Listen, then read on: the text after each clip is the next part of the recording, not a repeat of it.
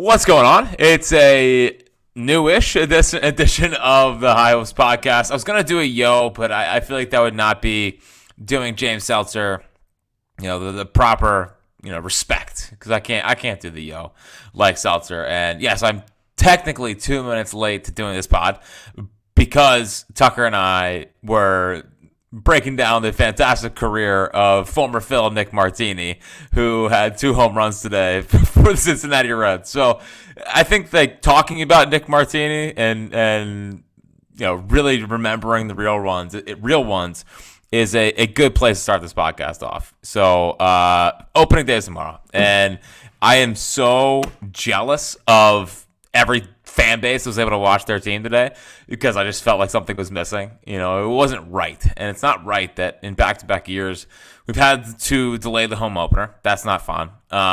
It's just every game starting at 3. There's some 10 o'clock games. You set that first fantasy lineup. It's just baseball's back. And I know it's a long journey. It's not for everyone, but I think the listeners of this podcast and the people that really care, going through the 162-game journey is great.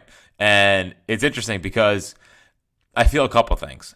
Like, on one hand, I can't wait. I can't wait for every day, go through the journey, the ups and downs, living and dying with the baseball team.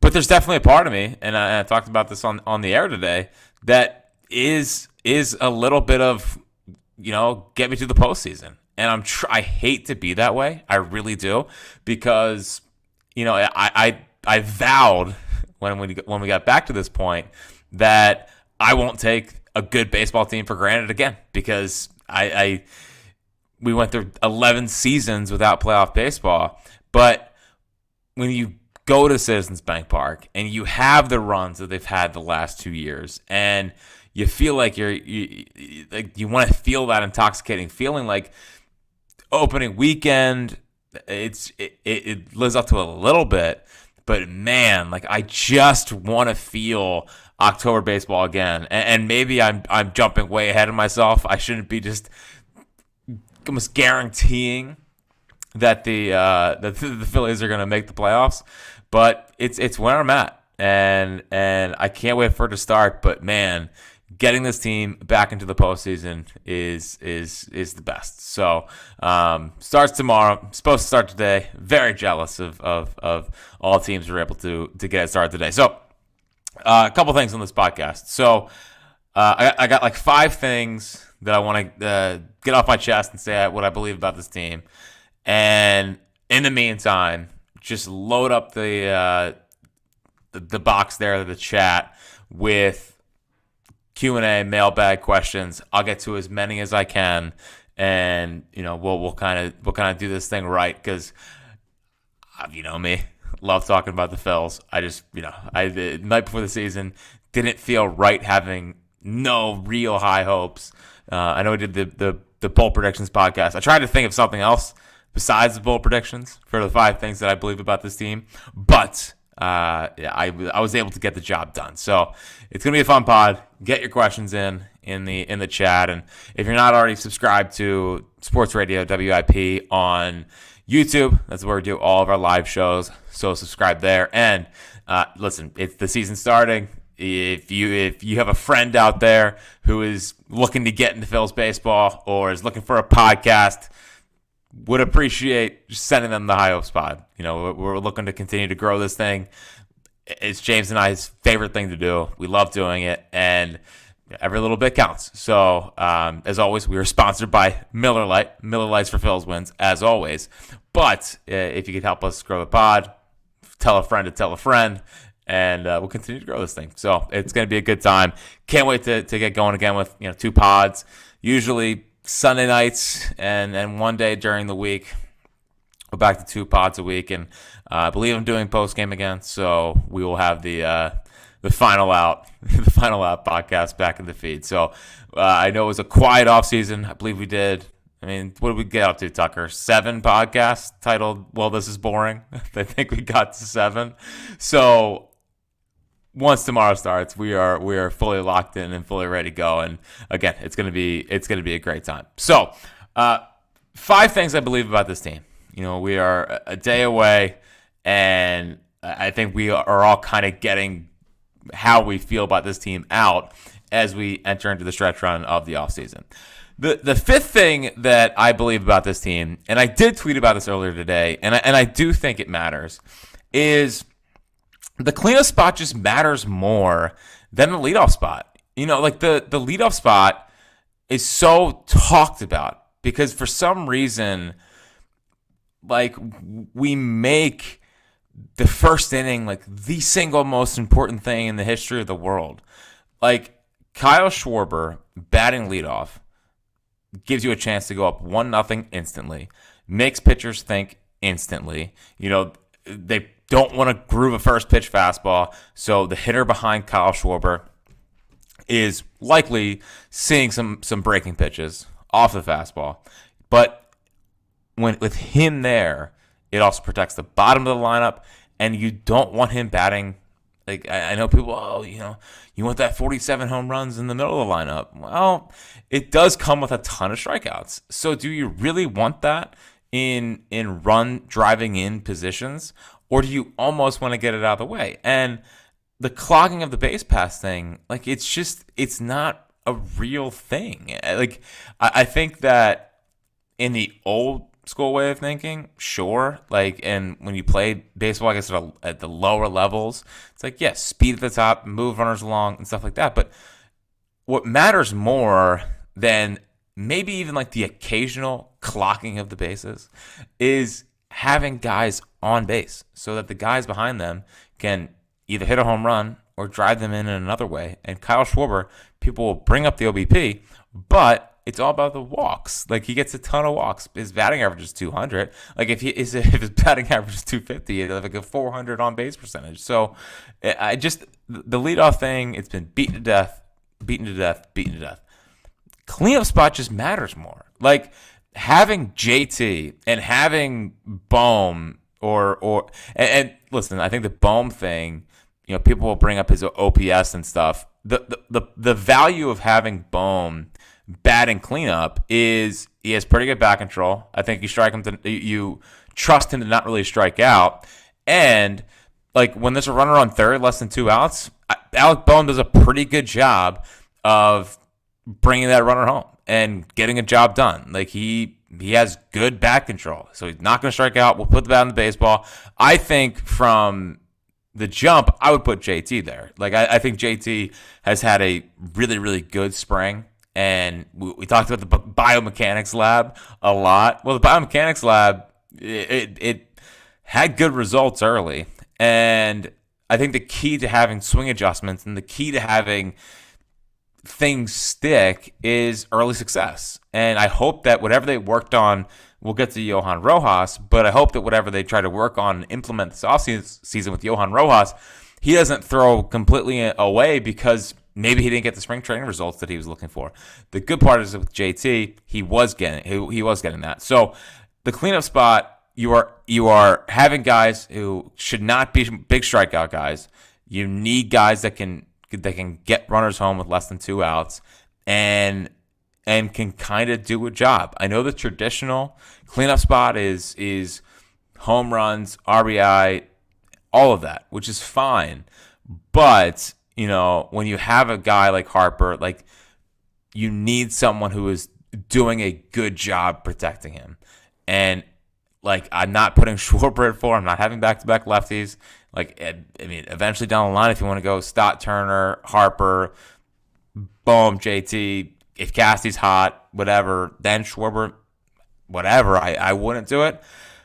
But that cleanup spot just matters a ton. And if, like, JT or Bohm being able to do it, I just think that just matters more when it comes to determining outcomes of games rather than the leadoff hitter. Like, it just matters a ton more. So that's the 5th thing I believe about this baseball team. The 4th thing I believe about this baseball team is, I think all offseason and definitely at the beginning, all throughout spring training, the Rojas thing was viewed as a big deal. And as we get closer to opening day and as it starts tomorrow, it's just not that big of a deal to me. And it's not that I'm putting on blinders and thinking he's going to go hit 302 again like he did for the month and a half there. But, like, if again, Dombrowski said this the other day, if 1 through 7 hit, it doesn't matter. Like, the defense you hope is good enough to make up for it. And through 162, letting a guy kind of grow and see if he can do it, like, there should be enough talent elsewhere to where you're not sitting there like, damn, like that 9-hitter is killing them right now. So they're in a good spot, and I think they did a good job building in hedges around the Johan Rojas thing, while also giving him the leash to go do his thing. And if he can do it, great. If he can take the job and run with it, or not even run with it, just hit 200 or 220 and play phenomenal defense, you take it. But with Marsh, ability to play center field, also I think just underrated in general as a player.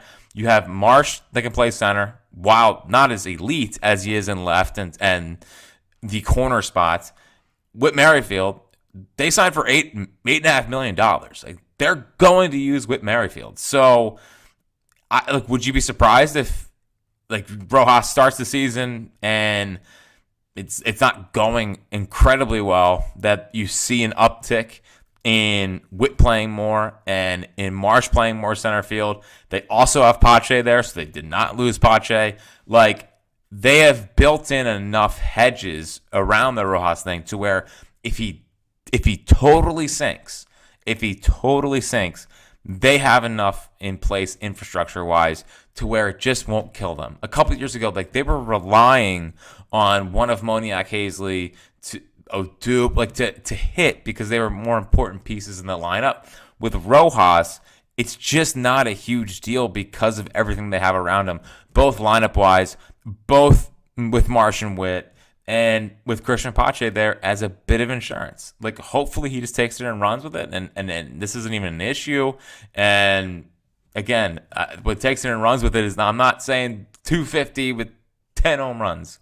Like, if we wake up at the end of the year, he wins a Gold Glove, batting 220 with 5 homers, I think I would sign up for that, which is pretty insane. But again, the defense is that good. They believe in them, and the closer and closer we get to opening day, I just don't really feel like it's a huge deal, and I don't think it's going to come back to really, really bite them.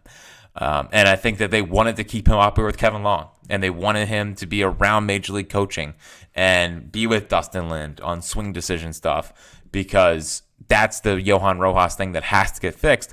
If he's going to be a competent major leaguer, he has to make better swing decisions. And that's part of the reasons why Dustin Lind is here. So maybe they don't think he can get that in AAA. And while, yes, you could be getting more at-bats, if it's not as quality of at-bats, then it's sort of a moot point. So, that's kind of where I stand with the Rojas thing a day before opening day.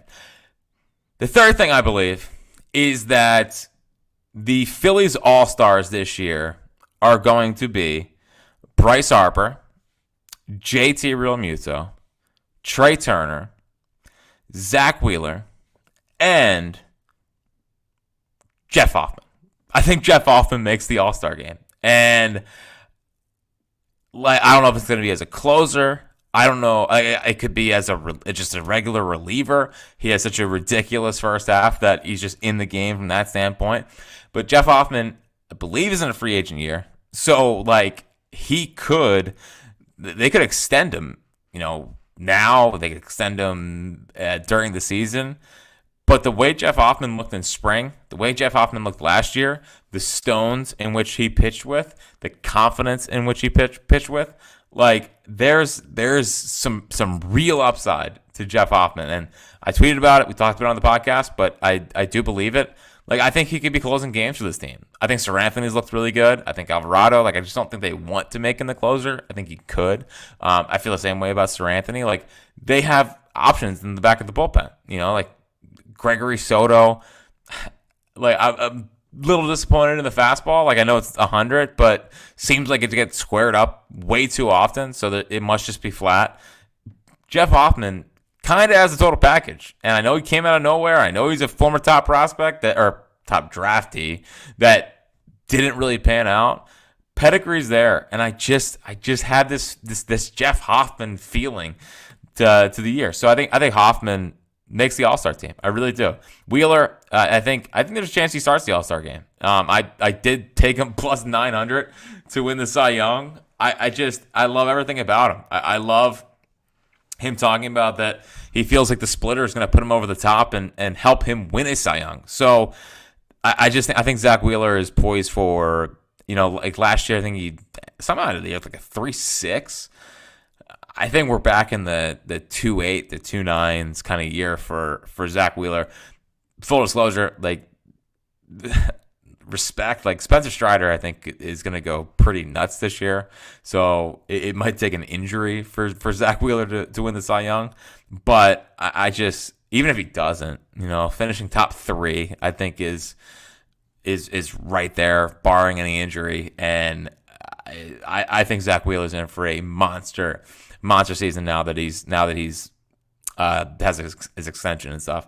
Trey Turner, I refuse to believe that we're getting anywhere close to pre-ovation Turner, and I think he's ready to put that all in the past. I don't think the defense is going to be a super big issue. We talked on the last pod, like, could he be the first Philly to have 200 hits since J-Roll in a season? I think that's on the table, especially with all of the pieces he has around him. And just in spring so far, like, just looks locked in. Just looks great. Hitting the balls in gaps. There's a couple times he had home runs or balls that should have been home runs that just stayed in the park because of the wind down there. But I think we're in for one of these, hopefully 3. If we can get 290 to 310 Trey Turner, would love 200 hits. We'll see. I mean, his career high is 195. I think there's 30-30 potential from Trey Turner. But I think he's going to be on the All-Star team. Is he starting? Not sure. But we're talking about a guy who should finish top 10 in MVP.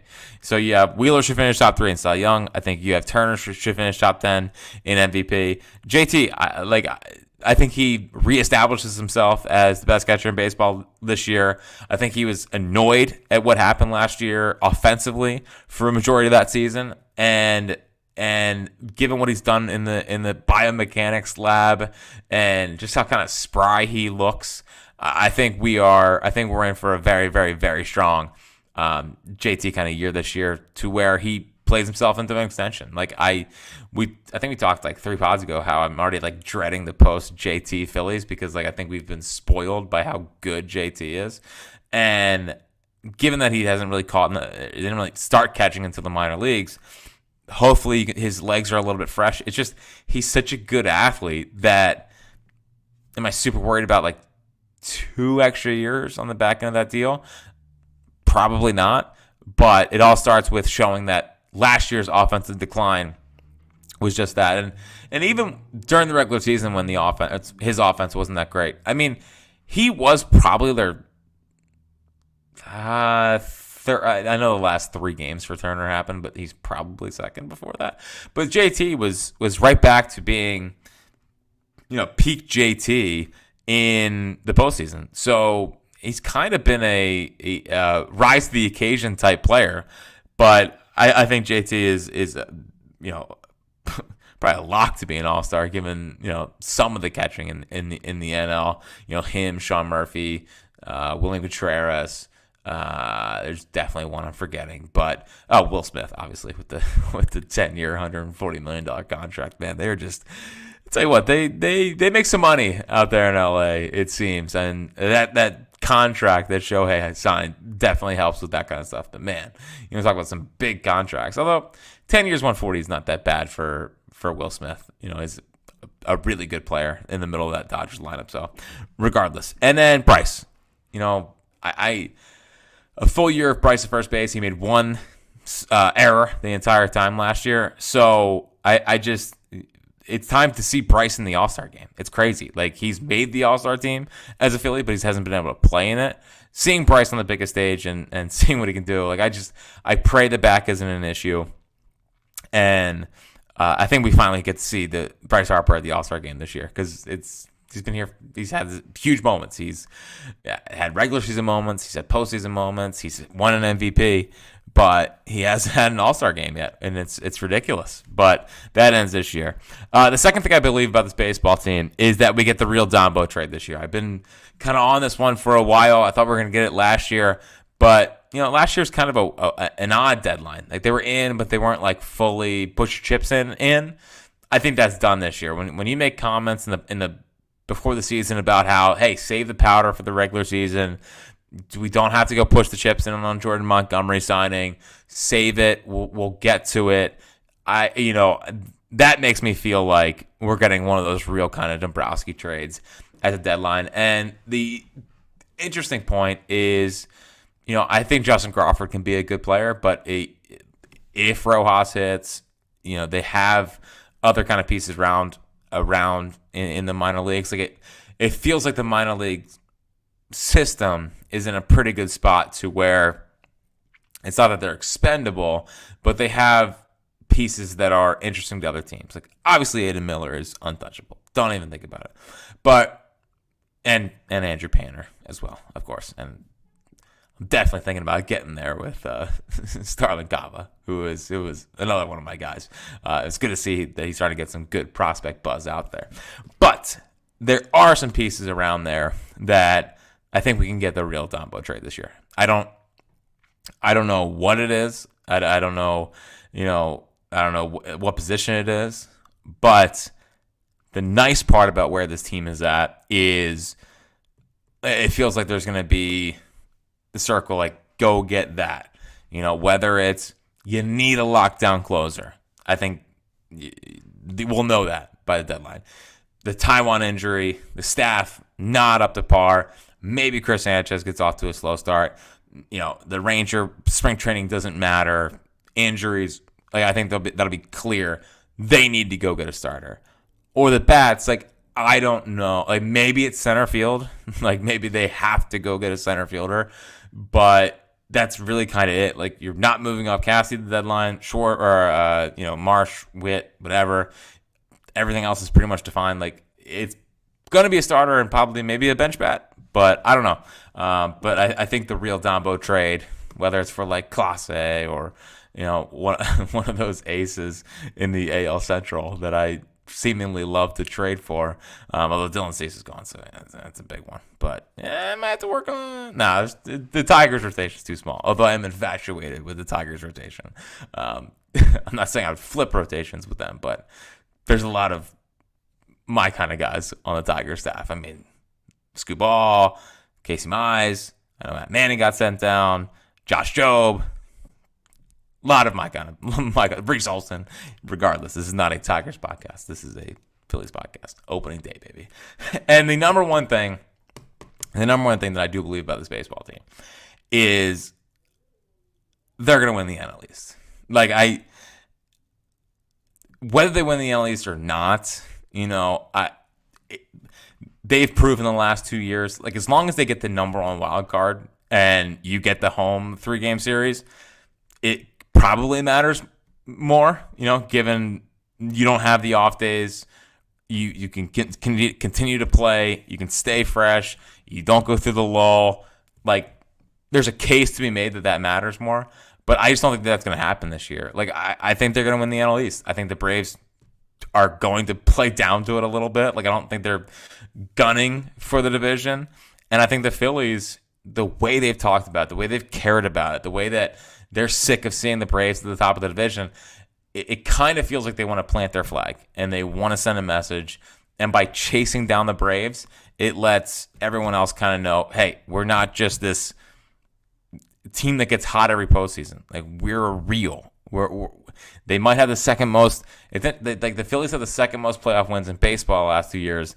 And while I think a lot of people think they're good, it's like, well, there's the Dodgers, the Braves, and then everyone else. Or, Astros, Rays. Yeah, Rays are kind of down this year, but you get the point. Like, it's always those other teams, and then like the Phillies are in that next kind of mix. And I think they're ready to put that to bed. So while the division doesn't totally matter a lot to me, obviously winning the division and winning the World Series is great, But there's definitely a part of me that thinks having that couple days off takes you out of your rhythm a little bit. Winning the NL East would be sweet, and really arriving, winning 95 plus games, and just letting everyone know you're for real. It feels like that this year. Like, it feels like this is a year that they win the NL East. They care about it a lot. Braves have a down year. Had a lot of career years from guys, and this team takes it, and they care a lot about it. And while I don't want them like gunning and really, really pushing for it, it seems like that's their team goal. So who am I to poo-poo it? So that's the 5 things that I believe about this baseball team. Cannot wait for tomorrow. I'll be down at the ballpark, so it feels like I was just at Citizens Bank Park. Like literally, I mean, I know it was like 5 months ago, but man, it's just like it's gonna be walking right back in. We'll be right there.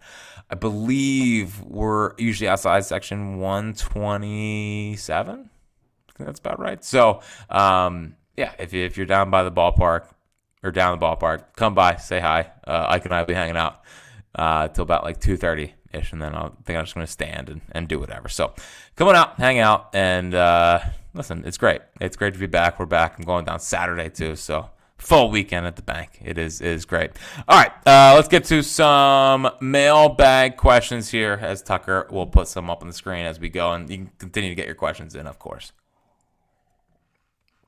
JB, in your opinion, where does Christopher Sanchez rank just in terms of number 4 starters? Feels like he's a really solid number 4, especially after last year, but I'm no expert. Well, it's interesting because it feels like here, locally, there's still questions about Christopher Sanchez. Meanwhile, in fantasy communities, he is viewed higher than Ranger. Here, we don't think that way at all. So, who's more right? I think we're more right. Like, I think Ranger's better. But it's no slight to Christopher Sanchez. The one thing that is going to be interesting is, does the velo change, or the uptick in velo, does it cause him to lose command? Does it flatten out any of his stuff? I'm in on Christopher Sanchez. Like, I think he has a similar makeup to Ranger Suarez. In terms of 4 starters, I mean, I think he could do a lot more. I mean, in an absolutely perfect, ideal world, he's your 5th starter. But I think both here he's a little bit underrated. I think nationally he's a little bit overrated. But I think that's perfect for a 4 starter. Am I expecting a 3-6-1 like we got last year? Probably not. But he kind of has that Ranger makeup where it's not. Like, I just don't think he's going to go out there and get rocked ever. I think he's always going to keep you in a ball game, give you quality innings. We'll see how much they want to push him early in the season. Do they try to, lessen that so he's not stretched out, or so he's not worn down for later in the year? Maybe. But I'm definitely in on Christopher Sanchez. And as it goes for 4 starters, I think it's a really, really good piece. What's next?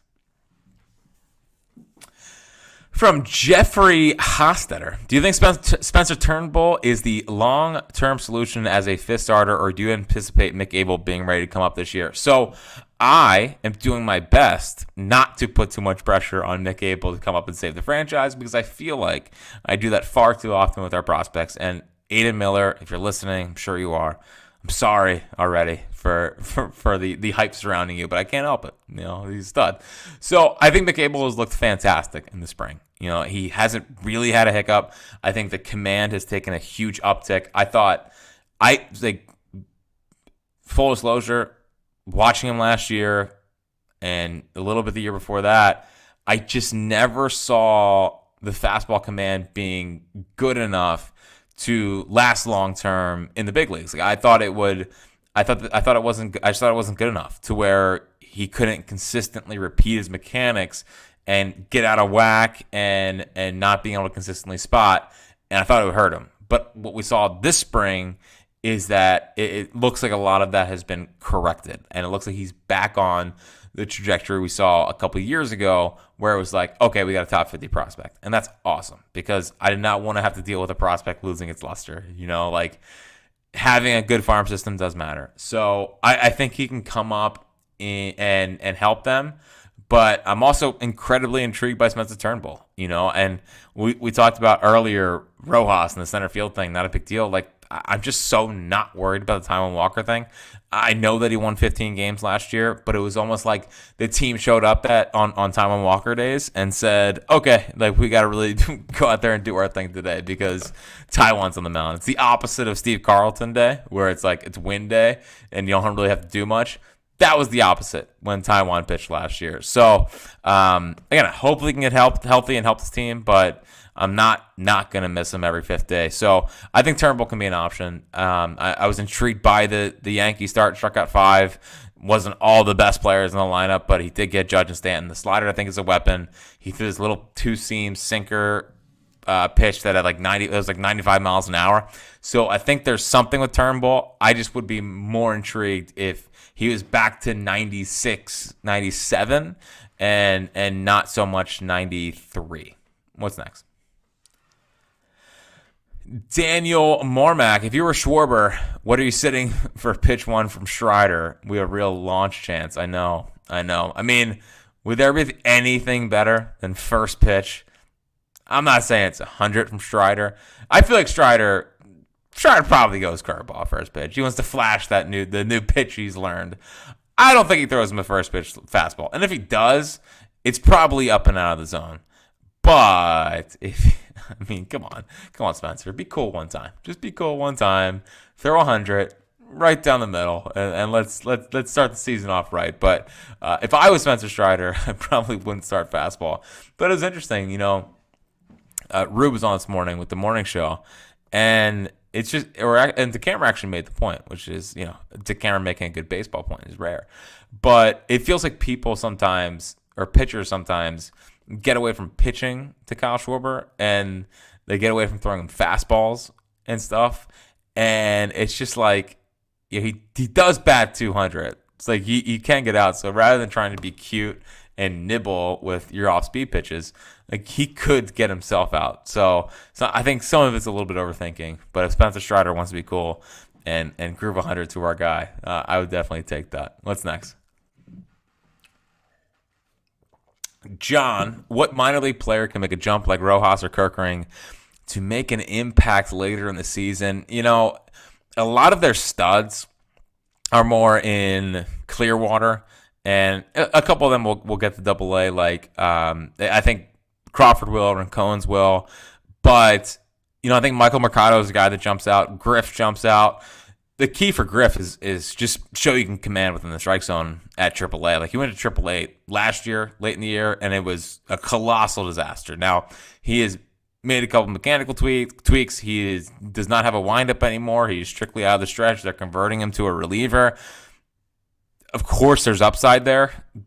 The good part is the bullpen's pretty set. Like, we're talking about the 6th, 7th, 8th guys in the bullpen. We're talking about the Griffs of the world. So the times where it would become important for him or Mercado would be if there's an injury, I guess. But the Kerkering forearm thing is definitely something to monitor. I know Rob Thompson downplayed it today. I'll give them a pass. I didn't totally believe them with the Bryce back thing, but it seems like he's going to be okay. Rob Thompson did say that Orion Kerkering's going to be okay. It's more just ramped up from the flu. I don't know whether that translates into the elbow, but whatever. Not trying to worry about it, but I don't think we'll see. Like, the Kerkering jump was ridiculous. We're not having a guy go through 5.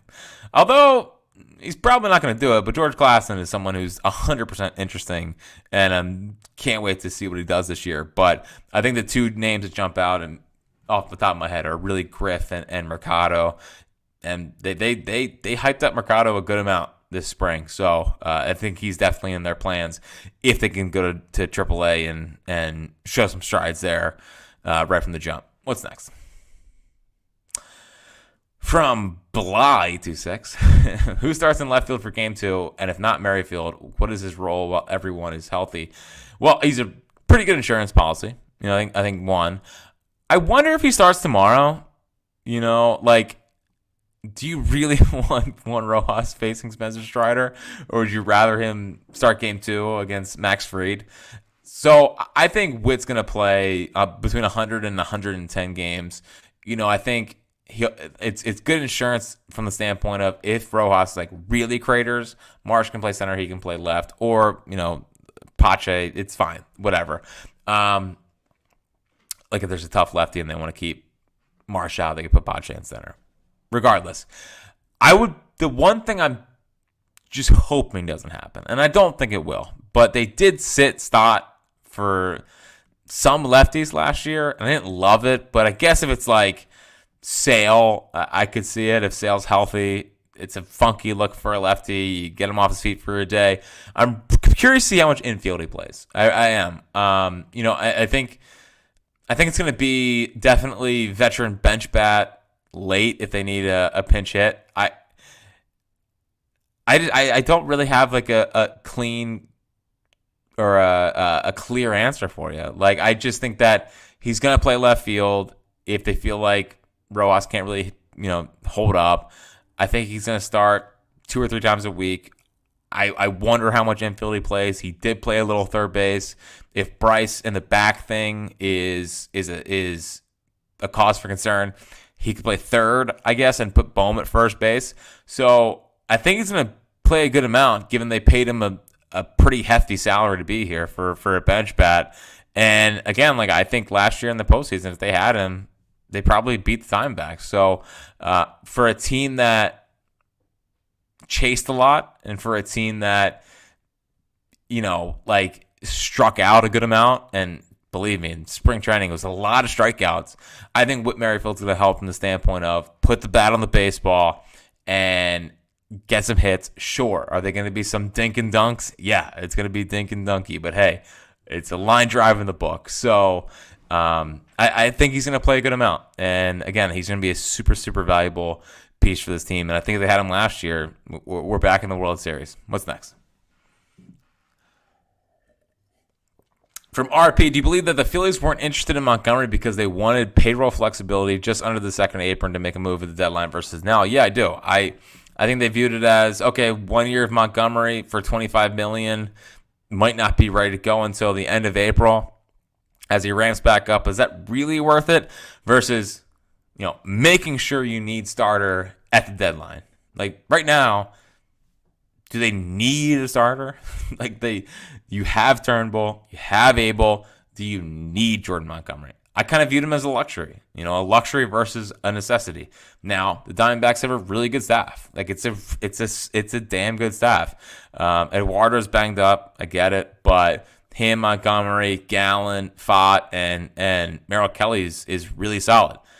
I do wonder if that leads to maybe a Gallen trade if they fall out of it, only because I don't fall out of it they were in the World Series last year, but they keep signing these starters, and Zach Gallen has a year left, and he's probably going to get $200+ million if I had to guess. So I don't know. That's not what the Diamondbacks traditionally do. So I think it was a luxury rather than a necessity. They're going to save the powder for the deadline, as they say. That's the new term around here is save the powder. And until I don't think that Turnbull and Abel are such a disaster that it sinks them. Are they good enough to where it's not an upgrade? We'll see. Does Taiwan come back in a couple weeks? We'll see. But with the Taiwan injury, part of the signing of Montgomery would have had to be getting off of Taiwan Walker, and when he's hurt, you just can't do it. So I think it was third tax. You don't have to give up the second and fifth round pick, but you have to drop back 10 spots, and 20% of you were international signing bonus if you don't get under it by the end of the year. So, yeah, I think that had a lot to do with it, but also it wasn't something that was necessarily a necessity. What's next? Ooh, the highest parlay. So I have been in I had to put down the app for a little bit. The NBA was starting to kill me. So I had to take a deep breath with the whole gambling stuff. Responsible adult. But I did, I had to deposit to play some futures. So I won't be placing a parlay tomorrow, but if I was to parlay it up, I would go I'll go Turner 2 hits. I would go Marsh 2 hits. I'm making this up as I go. I'm trying my best not to say Schwarber home run. I feel like I always say Schwarber home run, and I'll take a JT opening day home run. I think JT hits the first home run of the season. We're all in on the JT Realmuto breakout season. So I'll say those two hits and a JT home run. Don't know what the odds are. Feels like pretty good odds though. All right, what's next? How far through the minors does Aiden Miller make it this year? Well, he's going to be in the big leagues by the end of the year. I mean, we're going on the Kirkering track for Aiden Miller. No, I think if he gets to Reading this year, it's a massive win, and then next year probably starts at Reading. The big question here, and we obviously haven't talked about it because it's like the World Series window, is what they do with Alec Bohm. And I know that Sixers Adam, who I believe is trying to become Phillies Adam now, wrote something about this today, but the Alec Bohm contract extension, extending Stott, I think should happen. I hope it happens. I think Stott's great. I just like the Bohm extension is probably the next big question mark of do you do it versus do you not do it? Like, do they view Aiden Miller as having more power upside? If Alec is how valuable is 280 and 20 home runs? Like, if we can get a 25 to 30 home run season out of Bohm, I think it makes it that much easier. I love Bohm. I think he's a good player. I wonder what the plan is also with Aiden. Do they think he could play left field in a couple years? Like, could they transition him there? I mean, Ryan Braun did that, but he's also a disaster at third base, which is not Aiden Miller. I don't know, but I think he is going to be pushing to the big leagues by 20. Dude, I almost said 2024 because I keep forgetting it's 2024. Like I still am in like it's the 2022 almost. So I was he'd be pushing the big leagues by 2024. I'll say 2026 is when he's pushing for the big leagues. I think he can get to Reading this year. I think he starts next year in Reading, and then we see what happens. But the Bohm extension conversation is going to happen soon. And I tell you what, it'd be nice to have a nice 25 to 30 home run season out of him and just erase all doubt of his long-term future here. All right, what's next? What do you predict will be the biggest weakness and strength in the first half of the season? Well, the good part is, and the benefit to the beginning of the season is the schedule is just a joke in April. Like they could legitimately, it might not play out this way, but they legitimately could play. They might not play a team that finishes over 500 the entire year. Like that's how easy the schedule is in April. So if they don't get off to a hot start and they just nonsense with their 7 games under 500 in June, like it's a disaster because of the schedule. So my biggest, like if you're looking for my Achilles heel of the team, is I actually do think it's the offense. Just continuing a lot of last year where it was like strikeout. They go in these hot and cold stretches. Harper's pretty consistent. I think if Turner's normal and gets back to his usual Trey Turner self, I think that helps out the hot and cold streaks. Schwarber's hot and cold. Castellanos is hot and cold. Marsh is pretty consistent. Bohm has hot and cold streaks from the standpoint of power. Stott's relatively consistent until like September for some reason. But they are prone to cold streaks. I think everything else is pretty solid though. Like I think the bullpen's really good. Starting rotation, first 3 are really good. I believe in Sanchez. I'm not giving up on Turnbull, or not giving up the wrong term, but I am giving Turnbull a chance. And yeah, the thing that I think outside of injuries that could hurt this team is swing and miss, strikeout, and being prone to hot and cold streaks. But I hope that Dustin Lind is brought in to help kind of iron that out. All right, Tucker, what do we think here? 1, 2 more?